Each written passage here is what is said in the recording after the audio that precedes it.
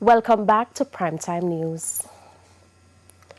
We begin this evening with an exclusive report. The authorities are investigating what appears to be a smuggling operation involving hundreds of Indian nationals passing through Jamaica.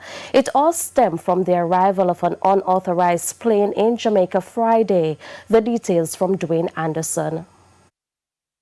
Scores of Indian visitors enjoying the sights and sounds of downtown Kingston on a Sunday afternoon.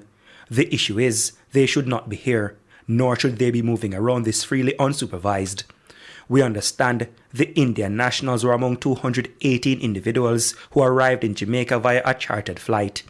The flight, a white and blue Airbus A340, is registered in Germany. It has also since been impounded and remains on the tarmac at the Norman Manley International Airport. The aircraft and those aboard did not have the relevant approval, including the passenger manifest, to come to Jamaica. Law enforcement sources told our news center that the chartered airline also did not state it was arriving in Jamaica. Nevertheless, civil aviation officials allowed the aircraft to land. We were further reliably informed that the flight transited through Dubai, and they'd made a stop in the Egyptian capital Cairo, where an Uzbek national was picked up before heading to Jamaica. The Uzbekistan national, based on our checks, is of interest to government officials in the United States. Interestingly, another Uzbek national who also arrived on a previous flight was eventually detained when the authorities started investigating this Indian chartered flight. Now, after this flight with the Indian nationals arrived in Jamaica, there was a lot of discussion among the authorities on how to treat with the situation.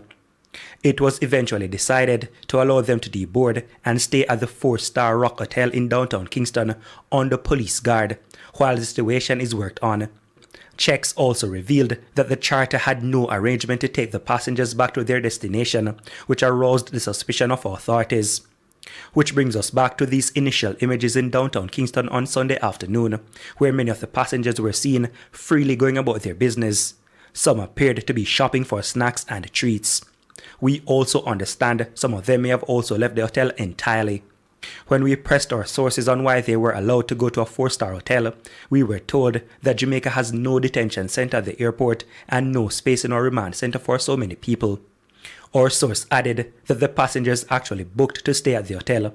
They, however, did not pay for the rooms, but the source says that's why officials allowed them to go there. Dwayne Anderson, TVJ News. Meanwhile, in a related development, TVJ News has learned that the German embassy is now involved in the matter, as the crew members are German nationals. The aircraft is also German-owned. The sources told our news center that members of the German crew are upset as they did not plan to stay in Jamaica for an extended period. We were informed that the plan was for the crew to fly the charter with 218 passengers to Jamaica and then depart. The crew contacted the embassy here in Jamaica, Kingston, yesterday, which has intervened.